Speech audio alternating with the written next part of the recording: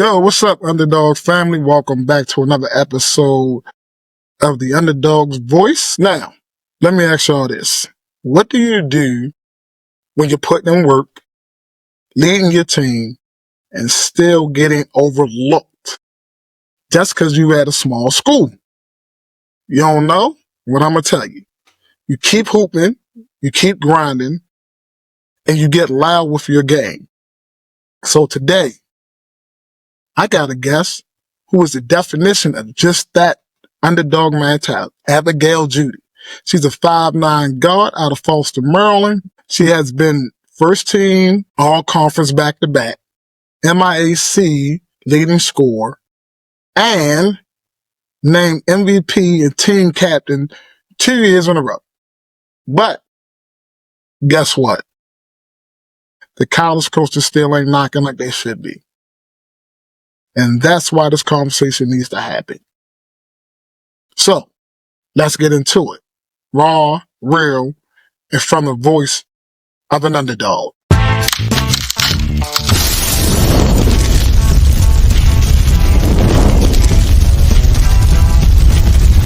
Abigail was good. Appreciate you pulling up and repping these underdogs out here. What's going on? What's going on? Nothing much, Coach. Thanks for having me. I'm happy to be here, you know?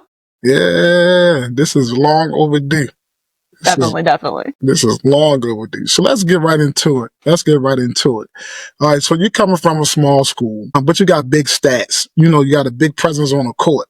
Talk to me about that. How do you stay locked in when you know you got to work twice as hard just to get half the look? I mean, it's a little bit discouraging at times, you know, because, you know, you're at a disadvantage being at a smaller school and stuff. But, I try to not let that get to me. I try to, ignore that little voice, and I just focus on my game no matter what. Because, basketball is my passion. I'm going to have fun with it. I'm going to, work hard no matter what. And just because I don't go to, a big school or anything, at this small school, I know I got to work even harder. And that's motivation for me to, prove people wrong. Just because you go to a small school doesn't mean you can't be big or anything, you know? And do your thing. And I can attest to your hard work. You've been team MVP and captain for 2 years in a row. What does leadership look like for you? Is it pressure, motivation, or a little bit of both? There's definitely a little bit of both. You feel some pressure being in leadership, but, I feel that pressure, you use it to, motivate you a little bit. And, with that motivation, I feel it gives me confidence, feeling I gotta do this, it's on me. So, I'm just gonna play my game and do what I gotta do. And I feel when I motivate myself through that, it helps me, motivate, my teammates and stuff and, help build them up so they can play better and get better at their game, too. Okay. Yeah. And that's what leadership is all about. Getting better, helping your teammates get better at their game. All right, so now, what stood out to me about you is that when you first started playing with me, it was just your dedication to your dedication and your attention to detail, which in turn built your basketball IQ and your defensive mindset. Right, so we always compared you to this girl named Curlin, right? That she played with Michaela and them. So we always compared you to her, both offensively and defensively, right? So that basketball IQ and defensive mindset, that's next level stuff. So where did that come from? And did somebody help you tap into that, or is that just how you're built? I think from a young age, defense has always been pushed. I remember on rec, my coach, Coach Brian, he was always focus on defense. Defense is going to translate to offense. And especially at that young age too, they know you can't dribble that much and you're still learning how to do all the stuff that with scoring. And so they focus and emphasize on defense. And I've always carried that with me and stuff. And as I've grown up, that's been pushed too. With all my coaches. And I remember, you specifically, when I was on your team, you said, offense is going to get you on the floor, but defense is going to keep you there. Mm-hmm. So, I've always, remember, focus on defense. And I feel that's helped build up my basketball IQ, because when I'm on defense, too, I'm paying attention to what the team is doing, and that can help me, apply it to my game. And I also like, I watch film, I watch my own film, and I watch other people's films. And I see what happens, and I see like what's going on, and I learn how to like apply that and use those skills to my game. So you really became a student of the game, man. Coaches, if you're listening, this is a heck of a player. If somebody don't pick her up, then something wrong with you. I ain't gonna lie. This is a rare breed right now. Like it's hard to find somebody and get them to watch film and all that. It's very hard to do that. So I'm telling you, coaches, you better hop on. You better hop on Abby for real. So a lot of kids today, and like you said, want to be seen for their offense, but you're embracing the grind. You always with that person that always, went after the hustle plays, paid attention to the details. So what made you focus on a part of that game and that don't always go viral? Like defense always don't go viral. I can say like out of 1,000 videos that I posted every day, you might get 2 of them posted for defense. It's just because like, especially like I said, at a young age, I've been pushing for defense. And especially like when I was in middle school and playing, like I wasn't that confident in my offensive and dribbling skills as much. Mm-hmm. So I thought to myself, if I'm not confident in that, like I'm going to do whatever I can. Like I'm going to go for the ball that's going out of bounds, and on defense, like I'm going to try to lock it down because like I know I can do those things. So I'd focus on my strengths instead of focusing on the stuff I wasn't as good at. And I feel like that helped me like build up confidence, and it still does. Like it helps me build up confidence in my offense, like when I make a good defensive play and stuff. Mm-hmm. And that's just really helped me. And also like my dad, he played like defense for football and stuff, and like he's always been like hustle, hustle, hustle. So he's always like pushing me to be like always hustle, like no matter what, Right. Yeah, them hustle plays is what matter. Those 50-50 balls is what matter. And you used to dive on the floor and everything. Right? So I'm always on the floor. Like it's a problem. All right, so let's talk about school and sports. All right, so you're pushing for college basketball, right? But you're also locked in academically. So that balance ain't easy. It's not easy at all. So how do you manage both and still stay committed to your goals?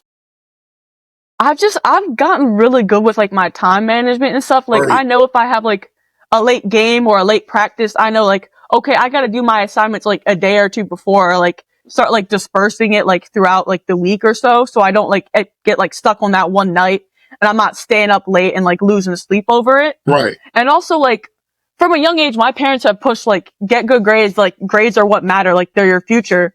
And so I feel like I've carried that with me through high school as I've gotten like into more and more competitive basketball with like tougher schedules and stuff. Mm-hmm. And I know like when I'm in class, like I gotta lock in, like I can't goof around. Like I have to make sure I'm paying attention and stuff. So like I don't have to do as much like when I'm at home, and I have to like sacrifice practice time for that. And that's how like I feel like I'm kind of getting by and stuff. And just like time management, really. Like I said earlier. Yeah, I always preach time management if you want to go to the next level. And it seems like you got to get a handle on your time management, which is good because college basketball, you got to have time management. And that's a skill now. Like, and I try to tell other girls that I coach, like, you really, really, really need to focus on your time management. And it's great that you're doing a wonderful job at that. Now, every underdog has that one moment when you felt overlooked or doubted, and you had to prove something to somebody.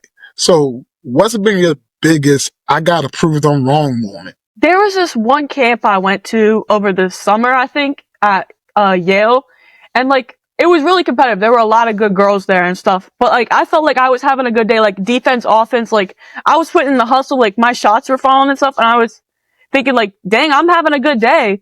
And then there was this all-star game where they would get like all the best players and they would like compete while everyone else watched. And I was thinking like, I think I could make this team. I think I could like seriously do this. Like I feel really confident in my skills right now. Right. And unfortunately, like I didn't make it on the all-star team, but as I was watching, I was just like, I don't think like these girls are better than me. Like I think I'm hanging with them. And like I realized after like these were girls that came from like big name schools and stuff, or like already had an in with some of the coaches. And like that made me a little bit like angry. Like just because like I'm from a small school doesn't mean like I'm any less like as good as them. Like I can keep up with them and stuff. And that like I want to prove them wrong. I want to make them like rethink like small schools and like overlooking players just because like they come from like a small school like and passing up for big names and stuff. So I can see you at Yale, but you don't have to go to the Ivy League so you can prove them wrong, right? Ivy Leagues, I don't think give out academic scholarships. Not academic, athletic scholarships, but I do think they give out academic scholarships. And I think you can get one because you're very, very intelligent. Columbia, all those. And what I always tell y'all, email coaches and send them your film. Email coaches and send them your film. So let's say a college coach is hearing this right now. So what do you want them to know about you and about that doesn't show up on a stat sheet? So what's the real story behind Abigail Judy?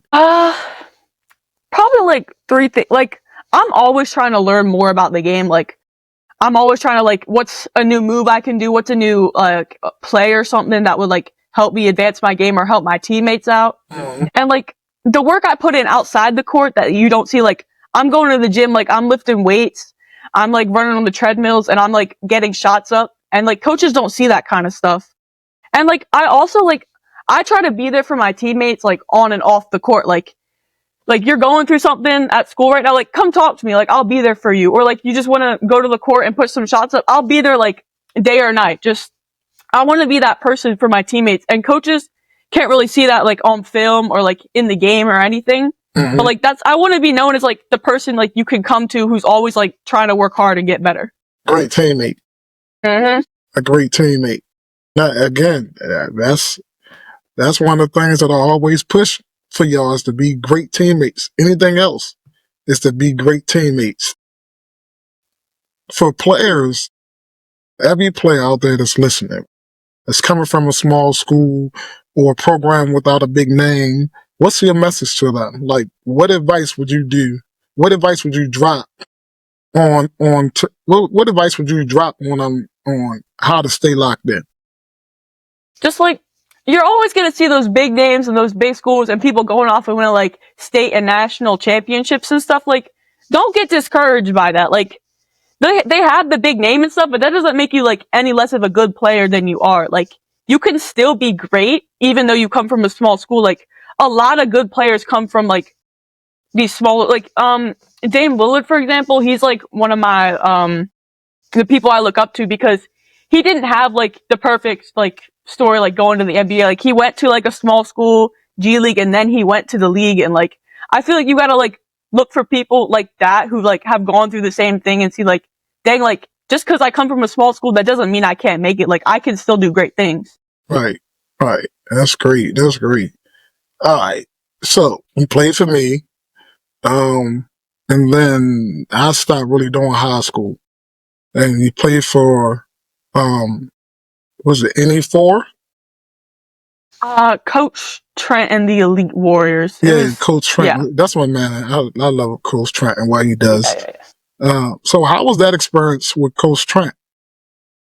It was good. He focuses a lot on like passing the ball around and like getting like players opportunities for like shooting and stuff. And it's just, he's a really great guy and a really great coach. He helps players like focus on like their individual skills. And like he'll pull you aside, he'll ask you how your week's been and stuff, and he's there for his players and stuff. And it was like the team overall, it was just like like a great group of girls, you know, and it was just a lot of fun. Yeah, I always like Trent, man. He's a good guy. He does big things in the community, especially in that area because there's not really that many opportunities up where you live at. Yeah. And I think he get the girls up there a great opportunity. And me and him always battle. We always battled, man. So I really appreciate Coach Trent. Trent, thanks. Now you're going, so it's like full circle. So now you're going to Power Move, right? So Power Move was big in Maryland. Then they just shut down because I think they ain't like the way everything was going. And then they came back because they didn't like the way everything was going. Coach Rob and me, we coached with each other at IND together. Oh, cool. Yeah. Yeah, we coach together, indeed. So, full circle, you still involved with me. You still involved with me. But so, how has that experience been so far with Power Move? It's been really good. I've only been there for like a couple weeks, but like the energy there is great. Like they're always pushing, like no matter what you're doing, like you're going to be running to every single thing. Like every rep, you want it to be a good rep. Like we want to prepare you for the game, and we want to just get you ready for college and stuff. And they're always pushing. Like there's no slow moments there. Like, and they're really like supportive of the players and stuff. Like they'll pull people aside too and be like, hey, like here's this thing you need to work on, and like they'll like help like explain it to you. And the girls there too, like it's a bigger group, but like everyone there, like there's just like a good energy going on, you know? Yep, I get it. I really do get it. Yeah, they're nice. Coach Al, Coach Terrence, Coach Rob, they really do a good job, especially with getting girls in the schools. Hopefully they'll be able to help you with that. But also, don't rely on no coach to get you in school. You got to do the work. Like, again, email your coaches. Look up schools that you want to go to and email those coaches. Send them your film. They have, if you go to the college websites, they have, I think at the bottom, it'd be like for recruits. And you can send them an email and then download your highlights to them and stuff like that. So I recommend that you do that because I think you're a wonderful player. And I don't want nobody to miss out on that great player that you are. All right, so let's end this with this. So you're going to finish this sentence for me. I may come from a small school, but I'm still a hard worker and I can compete with these big schools even though I'm from this little school. Okay. All right. Y'all got it. I heard that. All right. Listen, y'all. Y'all heard it right here. Right. It don't matter where you come from. It's all about what you bring every single day. Gail's story is what this platform is all about. Showing the grind, the mindset, and the journey of athletes who don't get handed anything, but go get everything. So if you're a coach, a parent, a hooper, share this episode because it might spark something in somebody that needs to hear this. All right? So make sure you follow Abigail's journey. Abigail, what is your handles? On YouTube, Abigail Judy basketball. On Instagram, I think Abby Judy _1. Mm-hmm. And I think that's all I think I only got Instagram and YouTube right now. Okay. So follow her journey. You do not want to miss her journey because it ain't over for her. Trust me. I know her grind. She's never going to give up. She's going to get what she wants because she fights for everything. All right. So look, it was great having you on here. We ain't talking a minute. I'm always following you and watching you and seeing what you're doing. Because again, I just think you are a very, very great player and even more importantly, a great person. All right. Yeah, thanks, Coach. Thanks for having me on here, by the way. Oh, it's no problem with that. You already know the Underdog's voice, always here to keep it real. All right. So thank y'all for joining us. And you know who I am.